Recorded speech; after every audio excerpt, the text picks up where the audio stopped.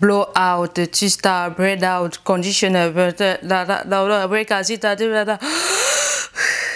Hello everybody, moi c'est Sandra Donfa, coach et experte capillaire du cheveu afro crépus et fondatrice de Mon Afro Libre. Sur cette plateforme, nous sommes convaincus que tes cheveux afro sont une couronne de gloire et par conséquent, ça mérite d'être porté dans toutes les sphères de ta vie, de ton mariage à tes entreprises, des restaurants aux événements de gala 5 étoiles. Pour cela, nous t'invitons à t'inscrire à notre programme phare Cheveux crépus, longueur et souplesse. C'est justement en apprenant à magnifier tes cheveux que tu pourras les porter à ton mariage, dans tes entreprises, où que ce soit. Et donc, va dans la barre de description, clique sur le lien et inscris-toi à Cheveux crépus, longueur et souplesse. C'est comme ça que tu vas quitter de cheveux secs et cassants à des cheveux longs et souples.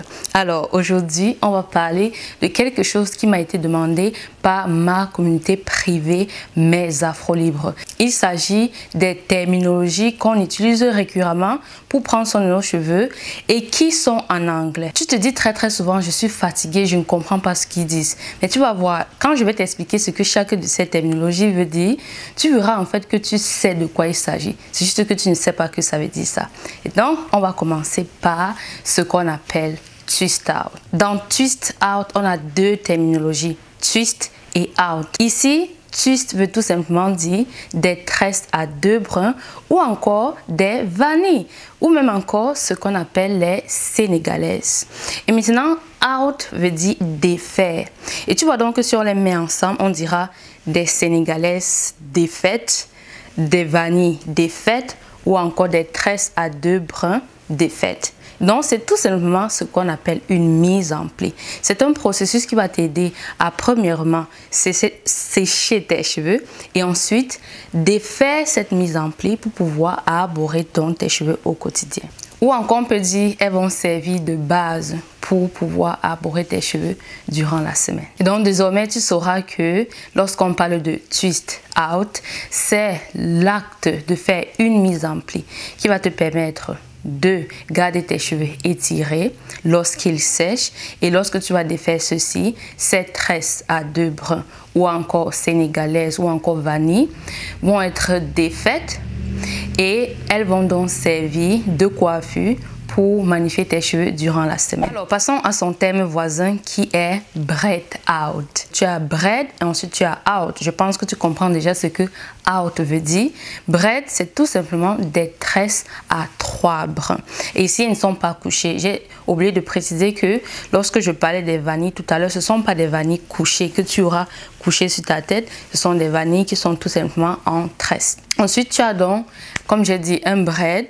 Les braids, c'est tout simplement des tresses à trois brins que tu vas faire, laisser sécher et ensuite tu vas défaire, d'où ce mot out qui veut dire défaire, et tu vas donc porter ça comme une mise en pli durant la semaine. Si tu as donc bien compris, les twist out et les braid out sont une méthode pour obtenir des ondulations naturelles sur tes cheveux et ça se fait très souvent lorsque tes cheveux sont humides. C'est vrai qu'on peut faire aussi avec les cheveux secs, mais très souvent, si on veut que la mise en pli dure sur le temps, il faut que les cheveux soient humides.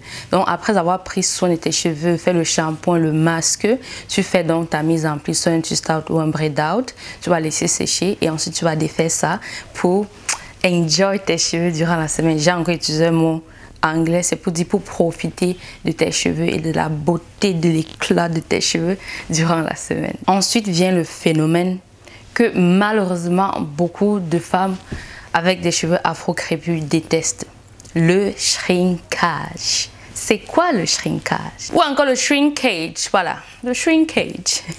Alors le shrinkage ou encore le shrinkage que tu entends toujours, c'est tout simplement le rétrécissement du cheveu afro. C'est un cheveu qui a des spirales ou encore des boucles, si tu veux appeler ça, boucles, frisettes, spirales. Et ça donne cette potentialité de s'étendre et de se retracter. C'est tout simplement un phénomène que le cheveu bouclé avec des frisettes ou encore des bouclettes ou des cheveux avec des spirales vit lorsqu'il passe d'un état mouillé à un état sec. Donc à chaque fois que tu es sous la douche et que tu remarques comment tes cheveux touchent ton dos et que tu remarques qu'ils prennent en longueur, c'est tout simplement le phénomène d'étirement de tes cheveux. Et lorsque cette eau va commencer à sécher de tes cheveux, donc s'évaporer de tes cheveux, il y aura plus ce poids dans tes cheveux. Par conséquent, ça va commencer à se rétracter ou encore rétrécir, d'où le phénomène de rétrécissement du cheveu afro-crépus. Et je t'invite à ne plus voir ça comme un ennemi. Je t'invite à ne plus détester ça et à se dire, oh, je ne vois pas ma réelle longueur. C'est justement la beauté de cela qui fait en sorte qu'on a des cheveux volumineux. Si je lisse mes cheveux, j'aurai beaucoup moins de volume que ce que j'ai en ce moment. Et donc, vois ça comme quelque chose que tu peux mettre à ton avantage et non plutôt quelque chose que tu dis, ah, encore le shrinkage. Ok? Alors, qu'en est-il des conditionneurs?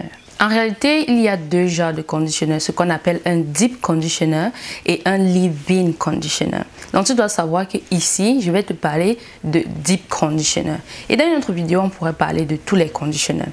Alors, un deep conditioner, c'est tout simplement un masque capillaire. Un masque capillaire, donc pour te faciliter la tâche.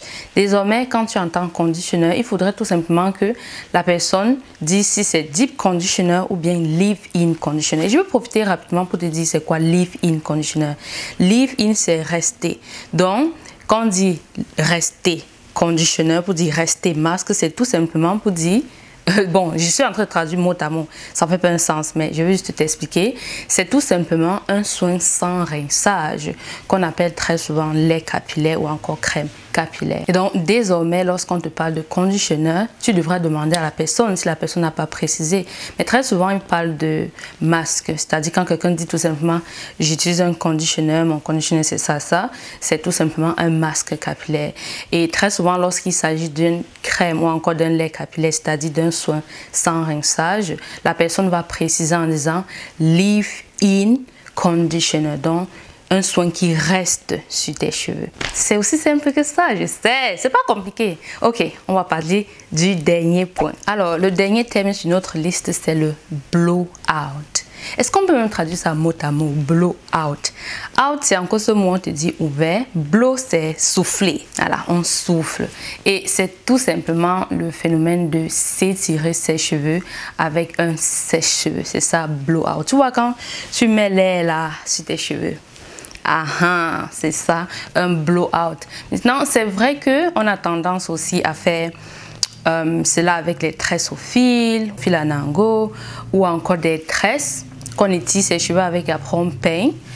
C'est pas techniquement un blow-out, mais vu que ça donne le même résultat, on a donc tendance à mettre ça dans la même catégorie et donc on appelle ça blow-out. Donc, désormais, quand tu entends quelqu'un dire blow-out, surtout lorsqu'il s'agit des cheveux crépus, tu dois comprendre que la personne est en train de dire qu'elle a étiré ses cheveux avec un sèche-cheveux.